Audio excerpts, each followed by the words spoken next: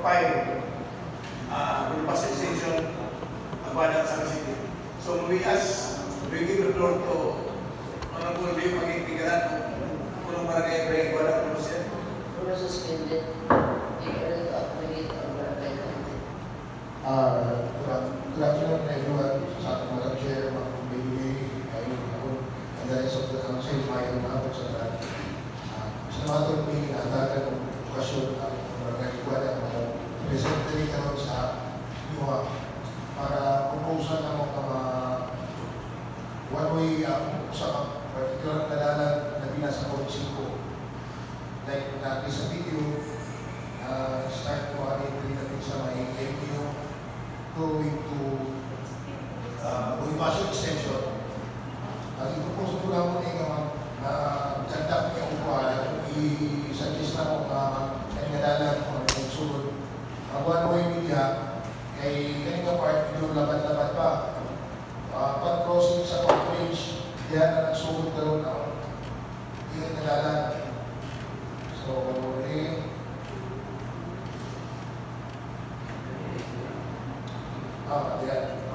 Kanina, kwarto, madulong na lang. Kanina dalan, last week lang, mula this month, na itulong sakyanan na ng part, na tunay sa good,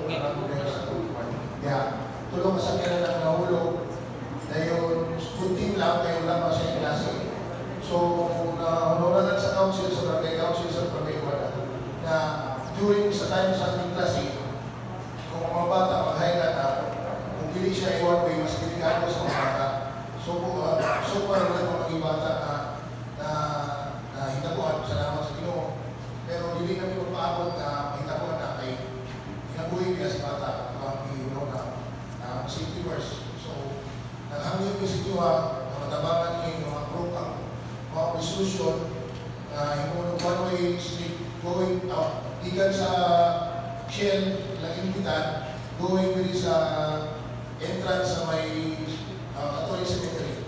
Ngayon, ang mga proposes from 6 a.m. going to 5 p.m. tama na dito ang one-way. Kaya ang iunaw niya seguridad sa mga bata. E hopefully masabot po sa kalaganan na bilang nagpuyog niya. Walang nilain nyo na kaiwan lang sa katawan. Dagang salamat. Madam Chair.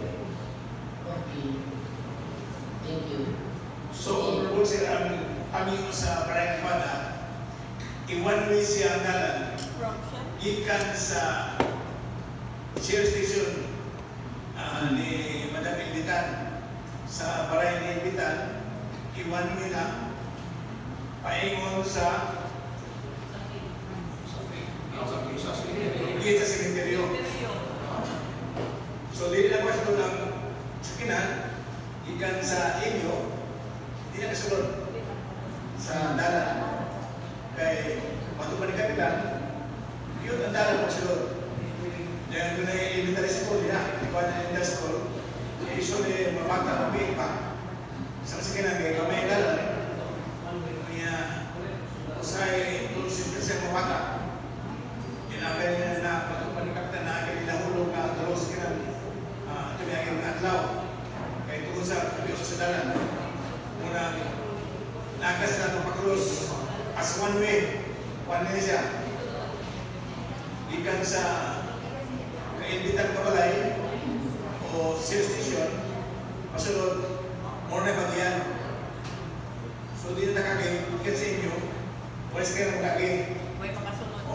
Ikan sa alas 6 sa buntag, sama sa asim-sapon. Asim-sapon, wala na may klase na. O, tingali, Monday to Friday ka, Monday to Friday. So, sa Monday na Domingo, open na siya. So, ang saan nga, kung gano'n ang side, sa itong traffic, Masmed, Sirinaan, kung sa'yo mong una-una ay hangin sa Aguada, kung sa'yo mong una-una, aliyaw mo, hagag sa'yo mong una-una.